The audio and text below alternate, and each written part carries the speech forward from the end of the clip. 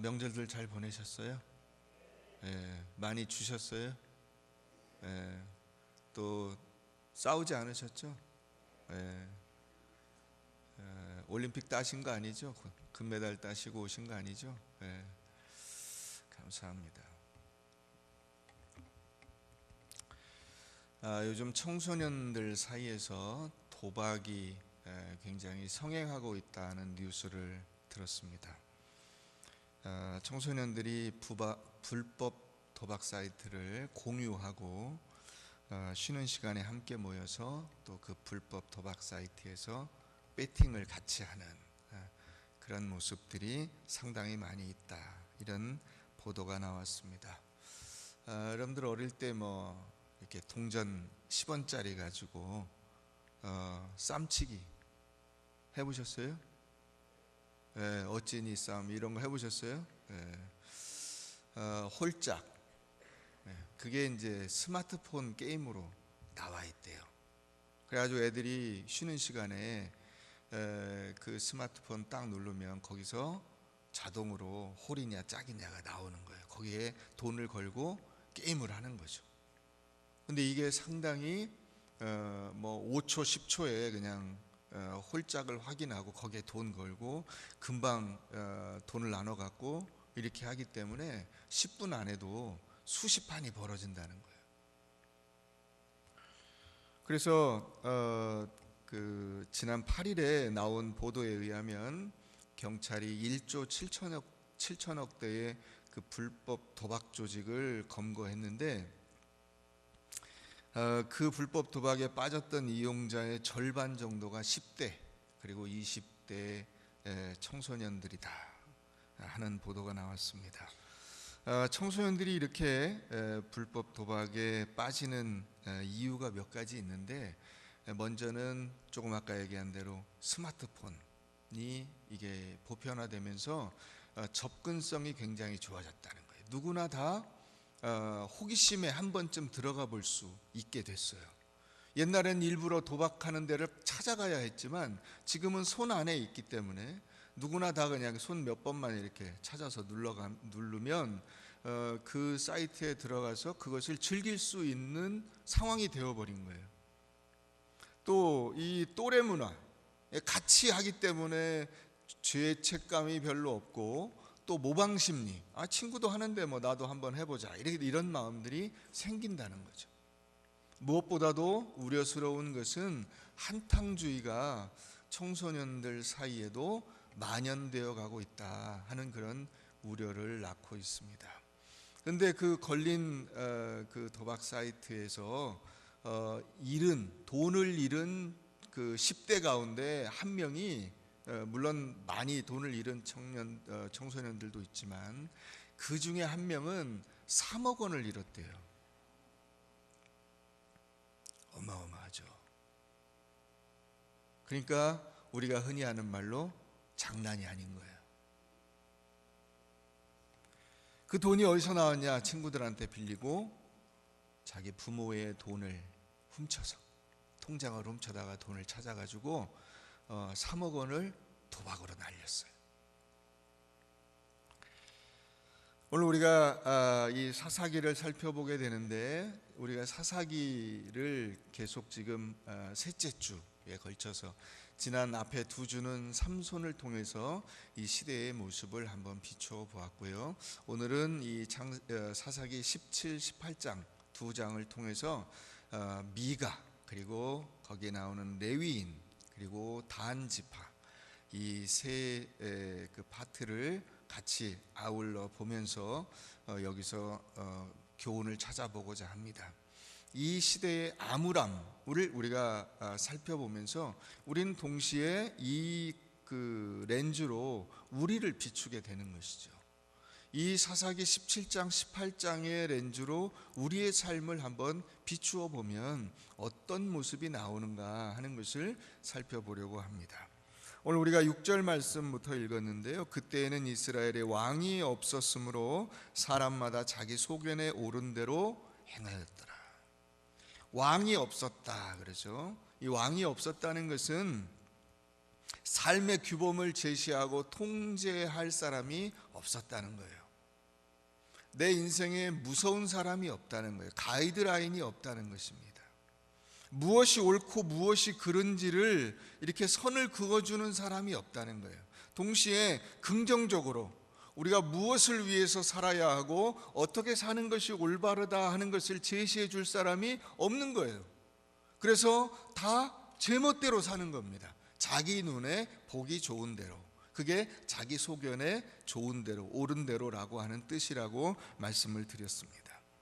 오늘 이 말씀을 통해서 우리가 미가 그리고 레위인 단지파의 모습을 살펴보려고 합니다. 첫째로 이 미가, 이 개개인의 신앙이 무너졌습니다. 한 사람 한 사람 이 개인들이 있잖아요. 우리가 여러 개인들이 모여서 같이 예배를 드리게 되는데 이 한 사람 한 사람의 신앙이 무너진 거예요. 우리가 이 사사기 17장 18장을 보면서 이렇게 느끼는 점이 있어요. 그것은 뭐냐면 이게 아주 먼 옛날의 얘기 같이 느껴지지 않고 시대의 배경은 옛날이고 시대의 그 상황은 이스라엘의 상황이지만은 마치 오늘날 우리의 이야기처럼 느껴집니다.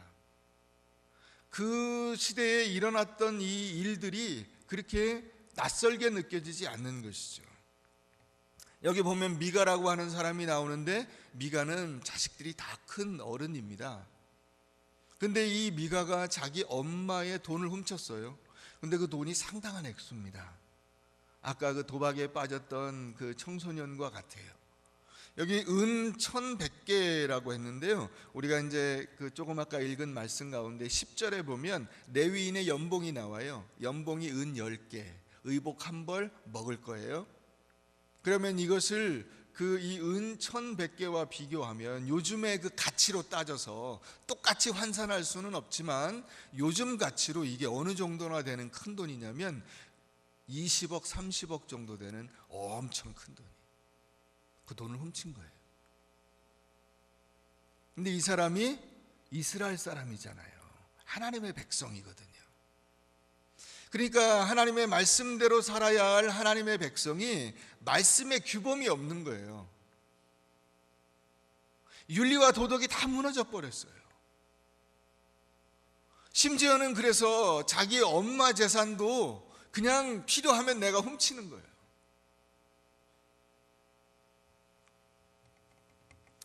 엄마도 마찬가지예요. 엄마가 이 돈을 이제 도둑 맞았잖아요. 그 훔쳐간 도둑에 대해서 막 저주를 퍼부었어요. 그 이야기를 듣고 미가가 이제 양심에 찔리기도 하고 다른 한편으로는 그 저주가 마음에 걸리는 거예요. 아마 엄청나게 욕을 하고 저주를 했던 것 같아요. 그러니까 오죽하면 그걸 맘먹고 훔쳐갔던 놈이 다시 갖고 왔겠어요. 갖고 와서 엄마 잘못했어요. 제가 훔쳤습니다. 그랬어요. 기쁘게 받았죠. 받았는데 뭐가 걸려요? 그 저주가 마음에 걸리는 거야. 왜냐하면 그걸 훔쳐갔던 사람이 자기 아들이잖아요. 그러니까 자기 아들한테 저주를 퍼부은 거야. 그게 마음에 걸려. 그래서 어떻게 합니까? 그 받은 1100개의 은 가운데서 다 하나님께 드린다 말은 했지만 사실은 대부분은 자기가 다시 갖고 그 중에 200개를 가지고 신상을 만들었어요. 하나는 새긴 신상, 새겨서 신상을 만들고 하나는 부어 만든 신상을 만들었어요. 그러니까 하나는 좀 입체적인 조각으로 만들었고 하나는 이게 상을 3차원적으로 만들었던 것 같아요. 그래서 이 신상을 2개를 만들어 가지고 자기네 집에 이미 그 신당이 있어요. 그 신당에다가 이 신상을 딱 차려놓고 그 다음에 에봇, 제사장들이 입는 이 에봇을 만들어서 거기에 딱 걸어놓고 그 다음에 이스라엘 사람들이 아닌 이방 사람들이 섬기는 그 가정의 수호신이 있거든요. 늘 갖고 다니는 그 수호신 드라빔이, 그 드라빔까지 거기에 딱 설치를 해놓은 거예요.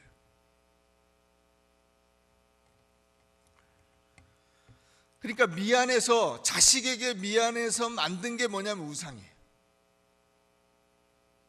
이것 자체가 보여주는 게 무엇이에요? 그 당시에 이 신앙적인 그 개개인의 신앙의 상황이 너무나 혼란스럽고 썩어 있다 하는 것을 우리가 알 수가 있습니다. 미가가 여기서 그 저지른 두 가지 잘못이 나옵니다. 하나는 하나님께서 금지한 제사의 방법을 사용하고 있다는 것이죠. 그게 뭐예요?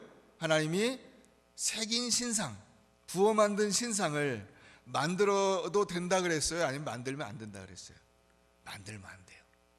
절대로 어떤 형상이든지 만들지 마라. 이게 십계명이에요. 어떤 모양의 형상도 만들어서는 안 돼요.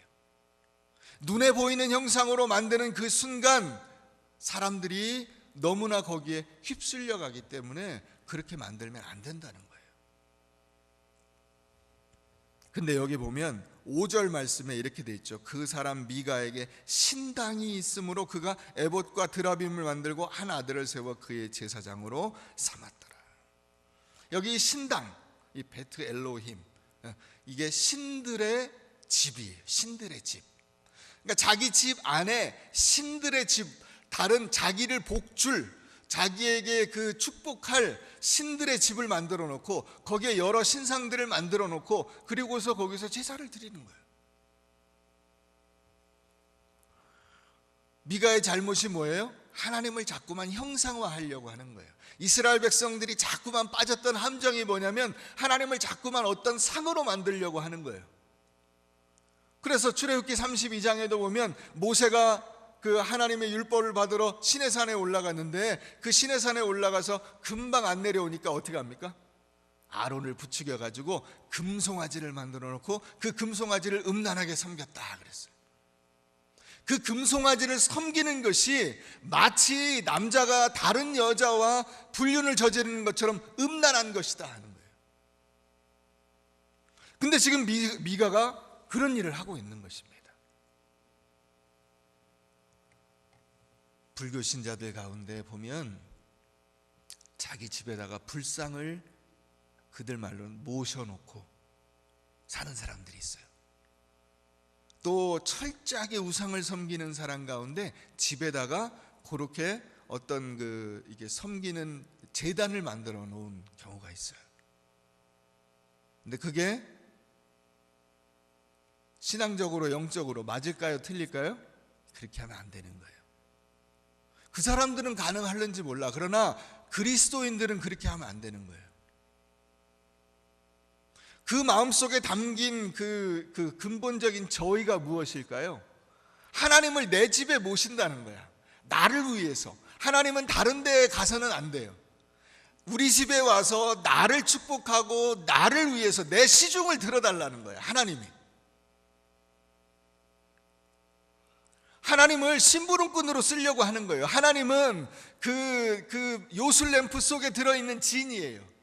문지르면 언제든지 나와가지고 주인님 부르셨습니까? 제가 뭘 해드릴까요? 이걸 요청하고 있는 거예요. 그래서 개인 신당을 만들고 거기에 신상을 만들어 놓고 거기서 제사를 드리는 거예요.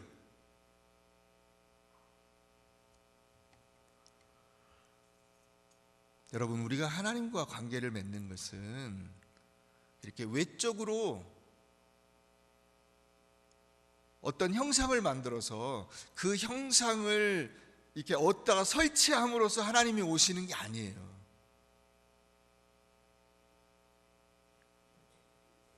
우리 교회에 여기 십자가가 있어요, 없어요? 없어요. 만약에 십자가를 그런 용도로 쓰면 십자가도 우상이 되는 거예요. 십자가가 있으니까 여기가 성소가 되고 여기에 하나님이 계시다고만 생각하면, 그러면 하나님은, 예수님은 십자가 없는 곳에는 안 계시나요? 십자가가 없으면 하나님은 힘을 쓸 수가 없을까요? 십자가를 안 들고 있으면 드라큘라가 와서 나를 물을까요? 그건 불신앙이죠. 그게 없어서 아무것도 할 수가 없다면 그건 불신앙이에요. 예수 그리스도는 여기에 계시고 여기에 계시고 하는 게 아니고 어디에 계세요? 내 마음속에 예수님이 오셔서 나의 삶의 주인이 되시고 내 능력이 되시고 나와 동행하여 주시면서 일생을 나와 함께 하시는 분인데, 그분이 십자가에 갇혀 있거나 어디 건물에 갇혀 있거나 어디에 이게 제한된 범위 내에서 있는 존재가 아닌 거예요. 그런데 미가는 그렇게 생각을 하고 있는 것이죠. 신당을 만들어 놓고, 이제 신상을 만들었으니까 하나님이 내게 복을 주시겠지. 뿐만 아니라 미가의 또 다른 잘못이 있어요. 그건 뭐냐면 제사장을 지 멋대로 세우는 거야. 누구를 제사장으로 세웠습니까? 처음에 자기 아들을 제사장으로 세웠어요. 자기 아들을. 미가의 아들이 제사장이 됐어요. 제사장은 누가 세웁니까? 하나님이 세우시는 거죠. 그러니까 제 멋대로 제사장을 세우면 이 하나님의 권위를 모독하는 거예요.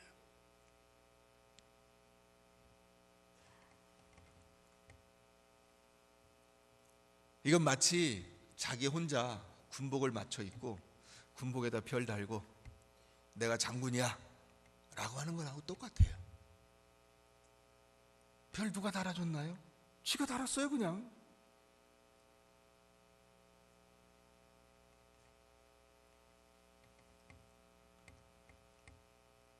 여러분, 내가 하나님을 위해서 존재하는 것이냐, 하나님이 나를 위해서 존재하는 것이냐, 우리가 이걸 한번 생각해 볼 필요가 있어요.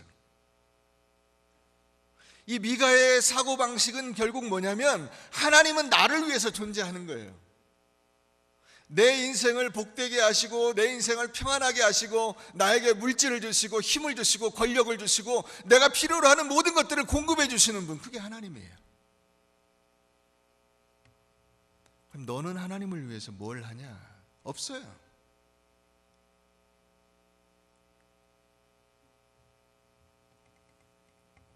미가가 이런 행동을 하는 근본적인 이유가 있죠. 우리가 17장 말씀에서 느낄 수 있는 게 있어요. 17장은 처음부터 끝까지 뭐에 관한 얘기가 나오냐면 돈에 관한 얘기가 나와요. 돈. 그러니까 17장에 미가라, 처음부터 보면 미가라 이름하는 사람이 있는데 어머니의 은 1,100개를 훔쳐가고 잃어버리고 저주가 생기고 거기에 미안하니까 상을 만들고 그 다음에 제사장이 나오고 제사장한테 너 은 10개 주고 내가 옷 한 벌 주고 먹을 거 줄 테니까 와서 우리 집에 제사장을 할래? 그래 좋다. 내가 그러면 그렇게 하면 하나님께서 이렇게 다 모든 걸 들어주시는 걸 보니까 우리 집에 복 줄 것 같아. 다 뭐와 관련이 있어요? 돈과 관련이 있어요. 이건 이 시대상을 반영하고 있는 거예요.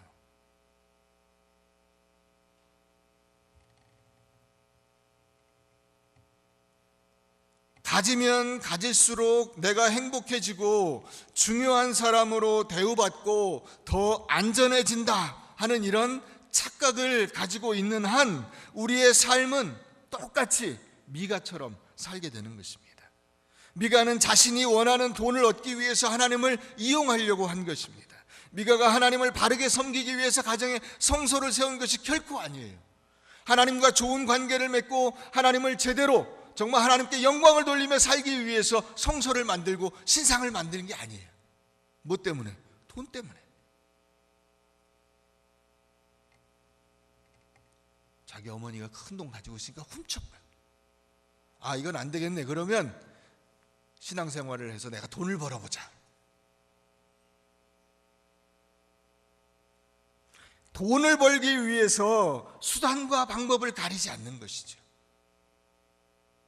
훔치는 방법으로 안 된다면 그러면 신앙을 이용해서라도 하나님이 복을 주셔서 복을 쏟아부어 주셔서 기도를 세게 해서 하나님 제가 복 받게 해주세요.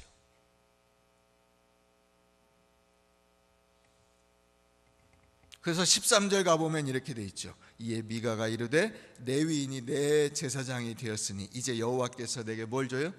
복을 주실 줄 아노라. 확실한다 이거죠. 자, 이제 하나님께로부터 내가 복 받는 거 말고는 없어. 이제는 다 됐어. 모든 조건이 갖춰져 있어. 이제 이 마법 램프를 내가 문질렀으니까 이제 조금 있으면 지니가 딱 나와가지고 주인님 뭘 도와드릴까요? 할 차례라는 거예요.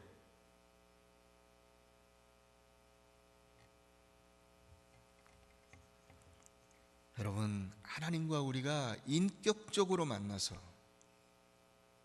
우리는 하나님을 섬기고 하나님이 우리에게 베풀어 주시는 큰 은혜를 받는 것, 이것이 신앙인데, 하나님을 내 욕심을 위한 도구로 써먹으려고 하는 것이 바로 미가가 가지고 있는 이 미가의 신앙이에요.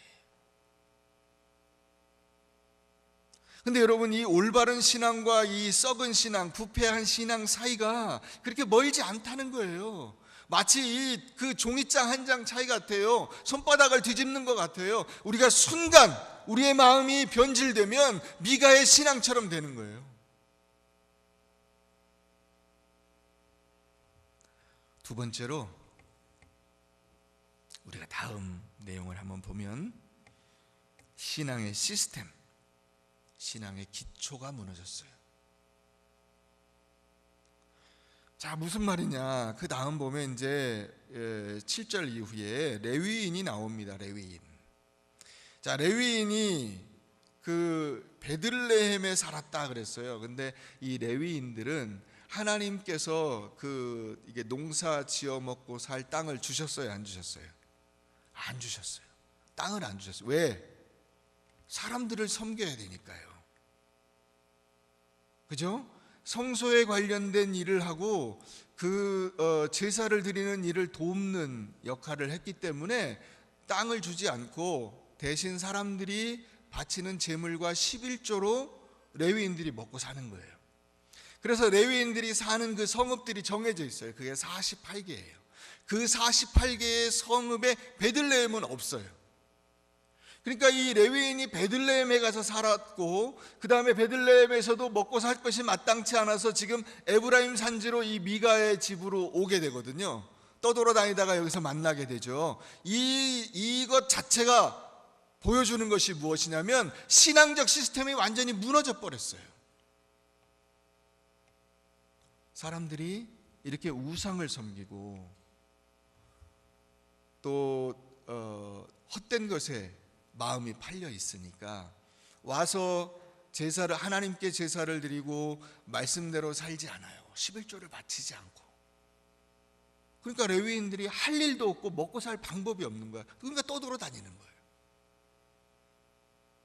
레위인이 지금 여기 와서 이게 떠돌다가 미가의 집에 정착한 상황 자체가 무엇을 말해주냐면 이스라엘의 신앙이 완전히 무너져 버렸다는 것을 의미하는 것입니다.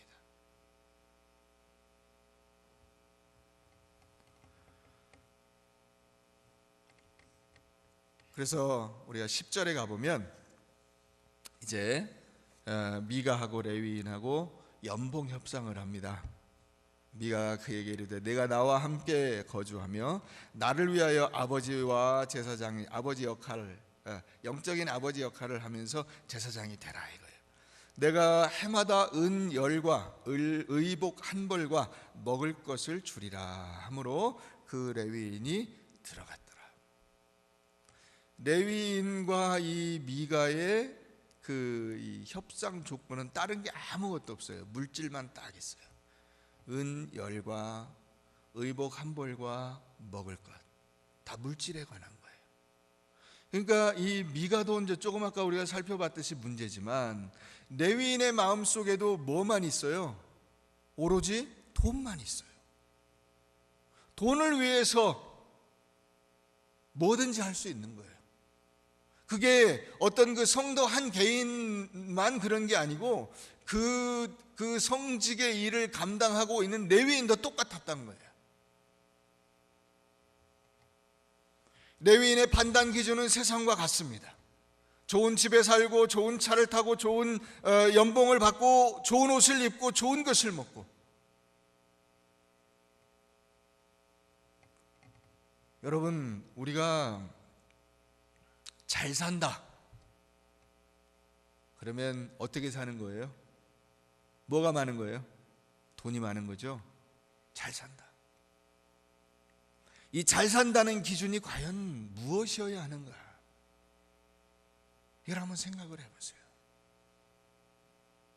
우리가 그리스도인으로서, 내가 예수 믿는 사람으로서 과연 잘 산다는 것은 무엇일까요? 돈이 많으면 그냥 다 잘 사는 거예요? 그게 지금 여기 미가나 레위인이 하는 거죠. 그냥 무조건 돈 많으면 장땡이죠. 그럼 그게 과연 잘 사는 것일까요? 하나님은 그것을 전폭 지지하실까요? 야, 네가 진짜로 잘 살고 있구나, 박수를 쳐주실까요? 이 레위인은 제사장질을 하고 있는 거예요. 제사장질. 우리가 선생질 한다 이렇게 막 비꼬아서 이야기하듯이, 제사장질이라고 하면 그 질이라고 하는 단어에 담긴 의미가 뭐예요? 그것이 세상적인 기준으로, 세상적 관점으로, 물질적 관점으로 수행하는 그냥 단순한 직업이에요. 그 제사장질에는, 질이라고 하는 그 단어 속에는 제사장의 위엄과 고귀함과 사명의식과 열정이 사라져버렸어요. 오직 기준은 물질밖에 없어요. 먹고 살 일만 해결된다면 나는 더 이상 이것을 하지 않을 거야. 이게 되는 거죠. 내가 돈만 있다면 이거 하지 않을 텐데.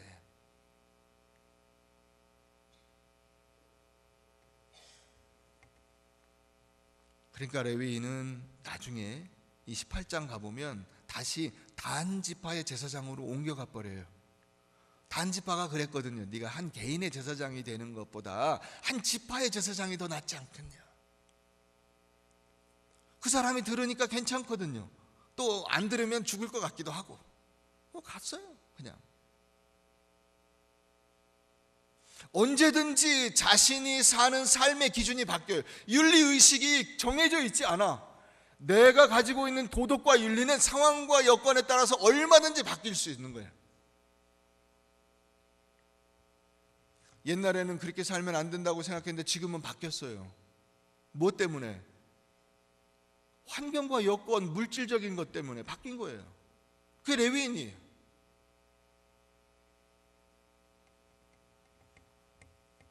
그래서 누가복음 16장 13절 말씀에 보면 너희는 하나님과 돈을 겸하여 섬길 수 없느니라. 미가도 레위인도 다 돈을 섬기고 있는 거예요. 그러니까 자신들이 섬기는 그 신은 가짜고요. 가짜고 진짜 신은 바로 돈이었던 거예요. 돈이라고 하는 신을 섬길 때 그 돈을 버는 수단으로 뭘 쓴 거예요? 하나님의 이름을 쓴 거예요.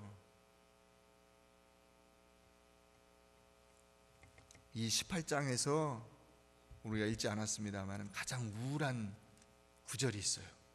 우리가 읽으면서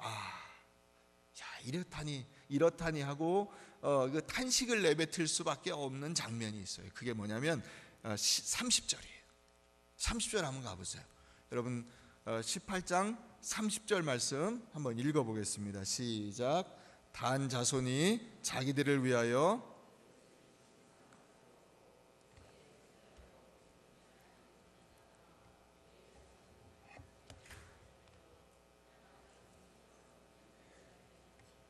아멘. 자, 여기 단 자손이 자기들을 위해서 세운 제사장이 누구래요? 모세의 손자래요. 모세의 손자. 그러니까 이 앞에 이 제사장을 단 지파가 잡아갔거든요. 앞에 미가의 집에서 일하던 그 제사장을 단 지파가 모셔갔어요. 근데 그 사람이 누구였다는 거야? 모세의 손자였다는 거야.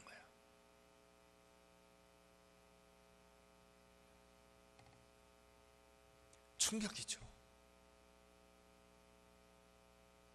그 전설적인 지도자, 하나님의 말씀을 받아서 그 율법을 이스라엘 백성들에게 전달해주고 가나안 땅 입구까지 인도해준 그 영적인 놀라운 지도자, 그 지도자의 손자가 지금 떠돌아다니다가 할 일이 없어가지고 개인 제사장이 됐다가 이 단 지파가 우상을 섬기는, 그 신상을 섬기는 그 성소에 제사장 역할을 하고 있더라는 거예요.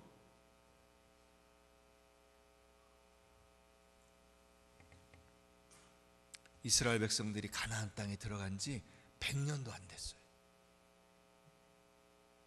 100년도 지나가기 전에 전설적인 지도자의 손자가 우상 숭배자가 되고 신앙의 시스템이 무너지고 개인의 신앙이 무너져서 도무지 제대로 신앙을 유지하고 있는 사람들을 찾아보기 어려운 그런 상황이 되어버린 거예요.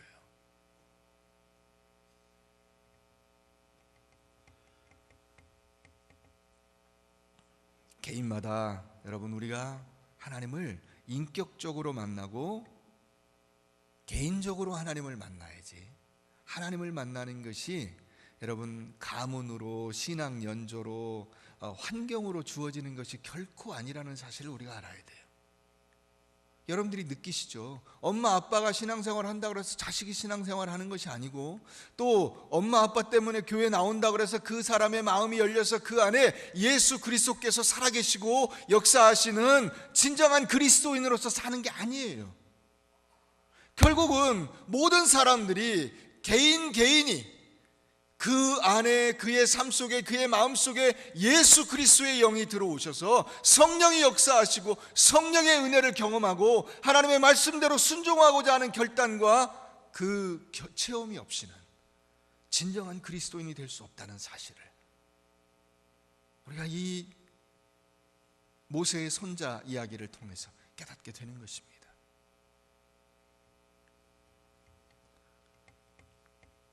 세 번째로 신앙 공동체가 무너졌습니다. 신앙 공동체.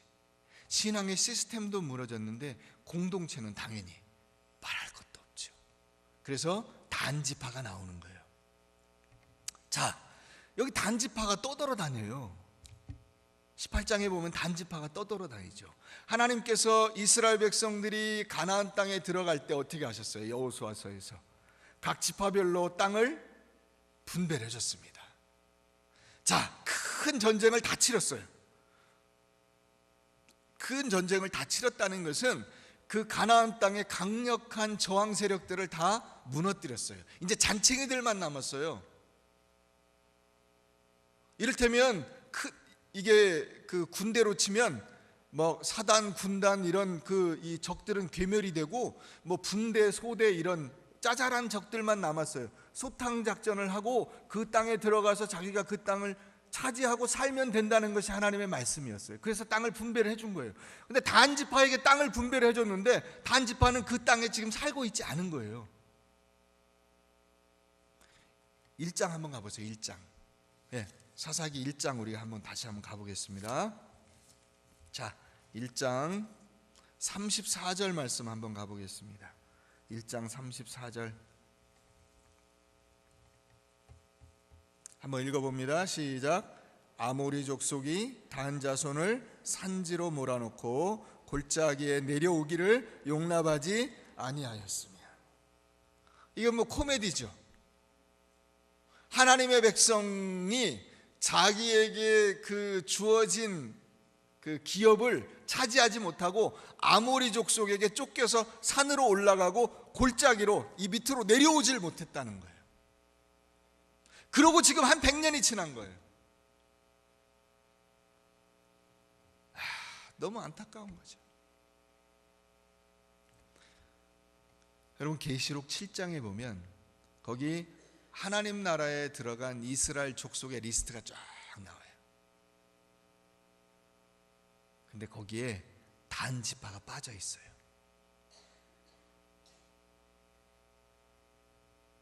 깜짝 놀랄 일이죠. 아예 그 지파가 빠져 있어요. 하나님 나라에 들어간 계시록, 요한계시록에 이스라엘의 11지파가 쫙 나와 있는데 거기에 단지파는 없어요.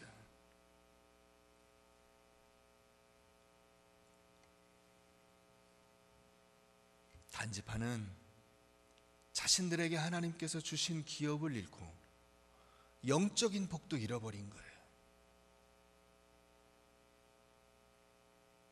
여러분, 하나님께서 우리에게 주신 그 땅, 여러분들의 그 삶의 영역을 잃어버리시면 안 돼요. 거기서 우리가 믿음을 지키고 신앙을 지켜나가는 거예요. 거기서 치열한 영적인 싸움을 벌여나가는 거예요. 근데 단지파는 어떻게 했냐면 힘드니까 안 내려갔어요. 그러니까 단지파는 이스라엘 12지파 가운데서 제일 믿음이 없고 약한 족속이 된 거예요. 그냥 단지 힘이 없고 연약하고, 마치 사람으로 치면 이렇게 키도 작고 힘도 없고 능력도 없고 부족하면 하나님께서 불쌍히 여기실 텐데, 전혀 그렇지 않은 족속인데, 모든 외양을 다 갖췄는데 어떻게 실패한 거예요? 안 간 거예요. 싸움을 해볼 시도조차 하지 않은 거예요. 왜? 힘들거든요. 아무리 족속하고 싸우는 게 불편하거든요. 재미없거든요. 그거 하기 싫다는 거예요. 그리고는 18장에 가보면 어떻게 합니까? 자기네가 땅을 마음대로 정했어요. 자, 북쪽에 가니까 라이스라고 하는 곳이 있는데, 거기 가보니까 마치 그 영화 동막골에 나오는 것처럼 딴 사람들하고 아무하고도 교류를 안 하고 지들끼리만 살고 있는 족속이 있어. 근데 땅도 너무 좋아. 야, 여기를 우리가 정복하자. 여기가 우리 땅이다. 여기가 하나님이 주신 곳이다. 이러면서 글리 가는 거예요. 글리 가는데 가기 전에 뭐가 생각이 났어요? 미가의 이 제사장이 생각이 났어요. 거기 들렸어요. 그 사람한테 부탁을 합니다.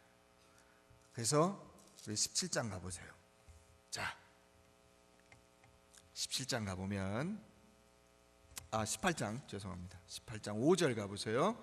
18장 가보면 그들은 누구냐면 이 지금 그 선발대예요. 그 라이스 땅을 정복하러 가는 선발대. 그는 누구냐면 레위인이에요. 레위인에게 이르되 청하건대 우리를 위하여 하나님께 물어보아서 우리가 가는 길이 형통할는지 우리에게 알게 하라. 자, 이 문장만 딱 보면 신앙이 굉장히 좋은 것 같죠? 근데 전혀 그렇지 않아요. 왜 그러냐? 이 문장을 원어로 보면 어떻게 되어 있냐면, 이 하나님은 여호와 하나님이 아니에요. 이스라엘 백성들이 이 사사기 1장 1절에서는 하나님께 물어봤다, 여쭙다 하는 장면이 나오는데, 거기에 여호와 하나님께 여쭈어봤어요. 근데 여기서는 어떤 하나님이냐면 엘로힘이에요. 엘로힘은 어떤 신이냐면 그냥 절대자예요. 그냥 사람들이 말하는 신이에요. 이것은 여기다가 이 가로, 엘로힘을 가로하고 여기다가 부처님, 예수님, 마호멧, 거기다 다 아무거나 다 넣으면 돼요. 그냥 누구든 좋다는 거야. 네가 섬기는 네 하나님한테 한번 물어보라는 거야. 근데 그 하나님은 나를 구원해 주신 하나님이 아니에요. 그냥 힘 있는 분이에요. 나보다 힘이 센 분.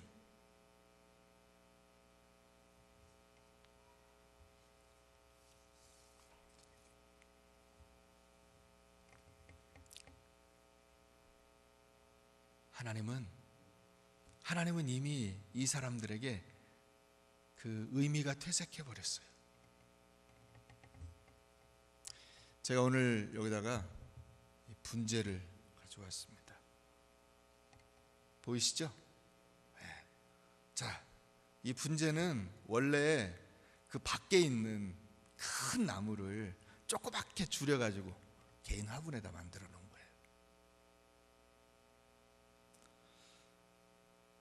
나무를 조그맣게 줄여서 장난감으로 만들어 놓은 거죠.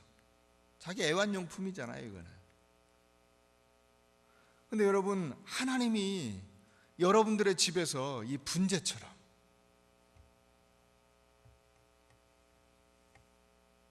존재하고 있으면 어떨까요? 하나님은 우주를 만드시고 세상을 다스리시고 나를 통치하셔야 될 분인데, 하나님을 내가 집에다 놓고 내가 다스리는 거예요. 내 마음대로. 꽃도 피게 하고 잎도 푸르게 만들고 내가 보기 좋게, 내 즐거움을 위해서. 내가 하나님을 섬기고 하나님의 뜻대로 순종하는 삶이 아니라, 하나님이 내 집에 오셔서 이렇게 조그맣게 쪼그라든 모습으로 나를 위한 즐거움의 애완동물 역할을 하고 있는 거예요. 그게 미가가 섬긴 하나님, 레위인이 섬긴 하나님, 단지파가 섬긴 하나님이에요.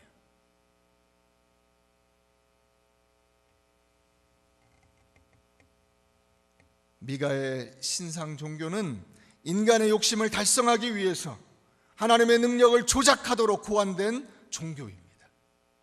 인간의 배를 충족시키는 종교입니다. 자신의 행복을 추구하는 종교는 결국 미가의 종교입니다. 여러분들의 신앙을 다시 한번 점검해 보십시오. 나의 행복을 위해서 신앙생활을 한다. 여러분들이 그와 같은 사고방식으로 만약에 예수를 믿는다면 여러분들은 결국 미가의 종교를 믿고 있는 것입니다. 예수를 믿는다고 말하면서도 내심 자신의 이기적인 욕심을 섬기는 사람들이 바로 미가의 신상 숭배자들입니다. 따라서 그리스도인의 가운데서 수많은 사람들이 미가의 신상 숭배자들이 되는 것입니다. 주님께서 핏값으로 사셔서 우리에게 주신 이 놀라운 자유를 자신의 욕망을 성취하고 달성하는 데 사용하는 것입니다. 교회 안에서도 미가의 사상 숭배자들이, 신상 숭배자들이 점차 늘어가고 있습니다. 학벌로, 재산으로, 외모로, 권력으로, 명예로 남을 노르고 그 위에 서려고 하는 사람들이 늘어나고 있습니다. 자신의 만족을 위해서. 교회도 다니고 예배도 드리고 헌금도 드리고 직분도 갖고 있고 봉사도 합니다. 그러나 경건의 모양은 있으나 경건의 내용이 없어요. 경건의 알맹이가 없어요. 예수 그리스도가 없어요. 하나님이 그 안에 있지 않아요. 하나님은 내 옆에 나를 위한 장난감으로 존재하고 계십니다.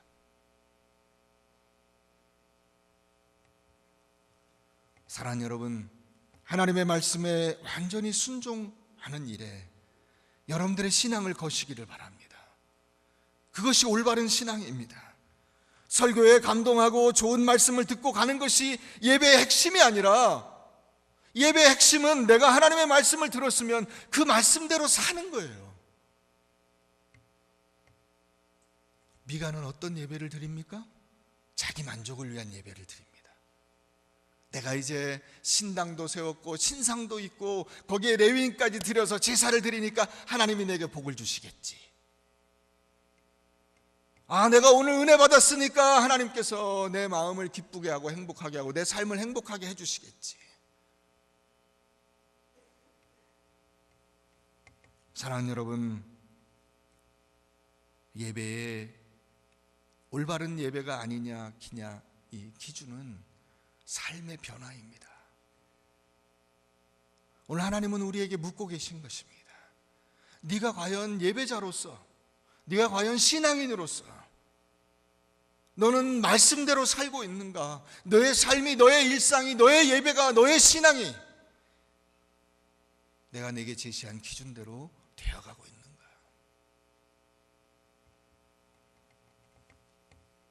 미가처럼 하나님을 내 마음대로 조작하려 하지 말고, 하나님을 내 축복을 위해서 존재하는 내 종으로 삼지 말고, 오히려 우리 자신이 하나님의 영광을 위해서 헌신하며 하나님의 말씀에 순종하며 미가가 세워놓은 것 같은 신상들을 과감히 헐어버리십시오. 여러분들의 삶에, 여러분들의 일상에, 여러분들이 눈에 보이는 것으로 여러분들의 신앙을 대체하려고 하는 모든 것들을 다 헐어버리십시오. 그리고 온전히 우리의 마음속에서부터 나의 주님으로 들어오셔서 내 삶을 주관해 주시고 내 인생을 하나님께서 원하시는 아름다운 삶으로 세우시는 예수 그리스도를 여러분들의 삶의 주인으로 모시고 살아가시기를 바랍니다. 하나님을 섬기며 다른 사람들을 섬기며 이 땅에 하나님의 정의와 공법을 강같이 흐르게 하며 살아가는 순종의 제사장들이 되시기를 주의 이름으로 축원합니다.